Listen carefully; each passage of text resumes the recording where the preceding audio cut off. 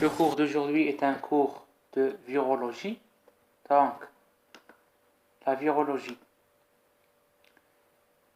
est l'étude des virus et des agents infectieux associés.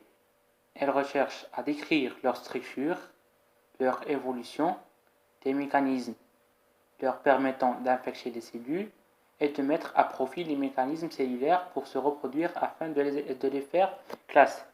Alors, cette étude concerne aussi les maladies causées par les virus et les techniques pour les faire isoler et les cultiver. Pour la définition d'un virus, les virus sont infectieux et potentiellement pathogènes. Ce sont des entités nucléoprotéiques possédant un seul type d'acide, soit l'ARN ou bien l'ADN.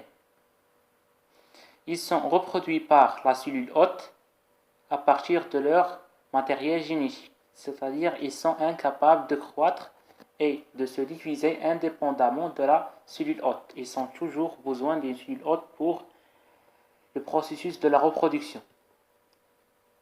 Les propriétés générales des virus, ils sont de très petite taille, ils possèdent une organisation très simple, ils sont des parasites intracellulaires obligatoires, c'est-à-dire ils ne sont pas des parasites extracellulaires, mais ils sont toujours intracellulaires, c'est-à-dire à l'intérieur de la cellule. Ils ont une incapacité de réplication autonome, ils ont toujours besoin d'une cellule hôte, incapacité de synthétiser des protéines et incapacité de générer de l'énergie, ainsi qu'ils sont insensibles aux agents antibiotiques, c'est-à-dire antibactériens. Pour la structure générale d'un virus, il possède un acide nucléique qui est soit un ADN ou bien un ARN, une capside, une enveloppe et des glycoprotéines qui sont sous forme de spicules. Un nucléocapside est égal à un acide nucléique plus la capside.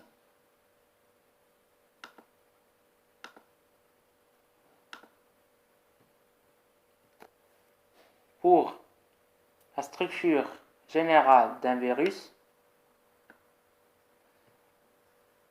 donc concernant la capside, c'est une répétition de capsomères, unité de structure constituée de quelques protéines, ces capsomères peuvent être selon un modèle où la capside a le plus souvent la forme d'un icosaèdre, exemple l'hépatite B. Selon un modèle hélicoïdal,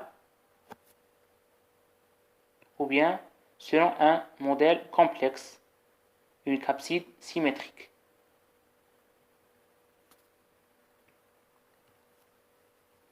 Pour l'enveloppe, c'est une structure membranaire externe qui entoure la nucléocapside. La nucléocapside, c'est l'acide nucléique plus la capside. L'enveloppe membranaire est constituée d'une bicouche lipidique et peut posséder des glycoprotéines spécifiques sous forme de spicules implantées dans le lipide. Donc l'enveloppe est un élément facultatif n'existant pas chez tous les virus, c'est-à-dire qui est un élément de classification des virus. C'est ce qu'on va voir par la suite. La classification virale, elle repose sur trois éléments. La nature de l'acide nucléique du génome, qui est soit un ADN ou un ARN, la conformation de la capside et la présence ou l'absence du péplose, c'est-à-dire l'enveloppe.